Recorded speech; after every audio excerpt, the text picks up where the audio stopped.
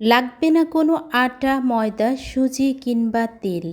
মাত্র 1 কাপ ভাত দিয়েই নরম তুলতুলে মজাদার নাস্তা রেসিপি আপনিও বানিয়ে নিতে পারবেন। হ্যালো এভরিওয়ান, আসসালামু আলাইকুম। সম্পাস আই ফুড চ্যানেলে সবাইকে ওয়েলকাম। আশা করি সবাই ভালো আছেন। আলহামদুলিল্লাহ, আমিও ভালো আছি। আজ আমি আপনাদের সাথে শেয়ার করব 1 কাপ ভাত দিয়ে মজাদার নাস্তা রেসিপি। তার জন্য আমি এখানে নিয়েছি 1 কাপ পরিমাণ ভাত।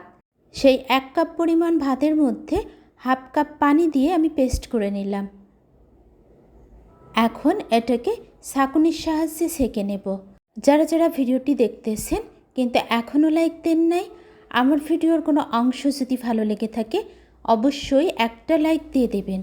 আপনারা যারা যারা আমার চ্যানেলটি সাবস্ক্রাইব করেছেন সবাইকে অসংখ্য অসংখ্য ধন্যবাদ। যারা এখনও সাবস্ক্রাইব করেন নাই প্লিজ সাবস্ক্রাইব করে আমার পাশেই থেকে যাবেন।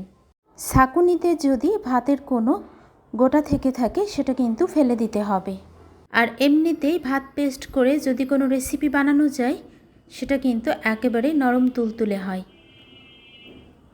এখন এই ভাত পেস্টটা আমি রেসিপি তৈরির জন্য কিভাবে রেডি করে নেব সেটাই দেখতে থাকুন। এখানে নিয়েছি আমি হাফ কাপ পরিমাণ গমের ফ্রেশ আটা। এখন নর্মাল টেম্পারেচারের পানি অল্প অল্প করে মিশিয়ে নিচ্ছি। ব্যাটারের কনসিস্টেন্সিটা কেমন হবে রেসিপিটার সাথেই থাকলে বুঝতে পারবেন। ব্যাটারটা আমি চামচ দিয়ে খুব ভালোভাবে মিশিয়ে নিচ্ছি। এখন দিয়ে নেব 1 টেবিল চামচ পরিমাণ চিনি। চিনিটাকেও খুব ভালোভাবে মিশিয়ে নিচ্ছি। আর যতটা ভালোভাবে এই ব্যাটারটাকে মেশানো যাবে রেসিপিটা কিন্তু ততটাই নরম তুলতুলে হবে।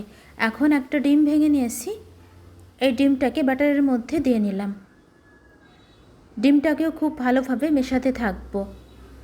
ভাত দিয়ে এই নাস্তা রেসিপি তৈরিতে ডিমটা কিন্তু অবশ্যই দেওয়া লাগবে, কারণ ডিমটা না দিলে এটা বাইন্ডিংয়ে অসুবিধা হবে। অল্প অল্প করে পানি দিয়ে আমি ব্যাটারটা রেডি করে নিচ্ছি। আশা করি আপনাদের কাছেও এই নাস্তা রেসিপিটা খুবই ভালো লাগবে।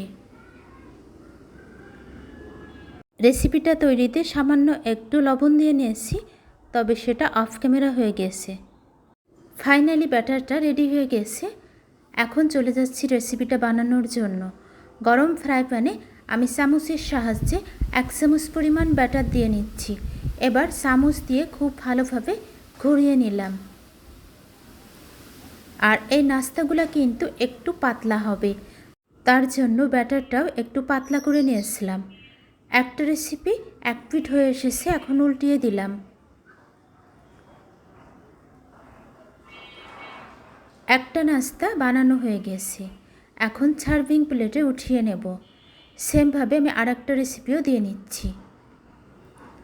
আর হাতে যদি আপনার 10 মিনিট সময় থাকে তাহলেই কিন্তু আপনি এই মজাদার রেসিপিটা বানিয়ে নিতে পারবেন। ব্রেকফাস্টে কিংবা বিকালের নাস্তায় অথবা বাচ্চাদের টিফিনে এই রেসিপিটা রাখতে পারেন। সবাই কিন্তু অনেক বেশি পছন্দ করবে।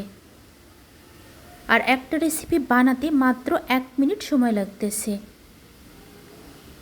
এভাবেই কিন্তু আমি সবগুলো নাস্তা বানিয়ে নিলাম। তৈরি হয়ে গেছে আমার আজকের ভাত দিয়ে মজাদার হেলদি অ্যান্ড টেস্টি নাস্তা রেসিপি। আপনাদের কাছে কেমন লেগেছে আমার আজকের নাস্তা রেসিপিটা অবশ্যই কমেন্ট বক্সে জানাবেন।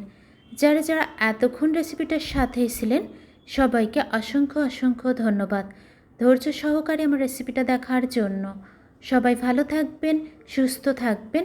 ফিরে আসবো ইনশাল্লাহ আবারও নেক্সট কোনো রেসিপি নিয়ে। আসসালামু আলাইকুম, আল্লাহ হাফিজ। Thanks for watching. ভালোবাসা দিয়ে রান্না করুন, আনন্দের সাথে পরিবেশন করুন। Cooking with love, serving happiness.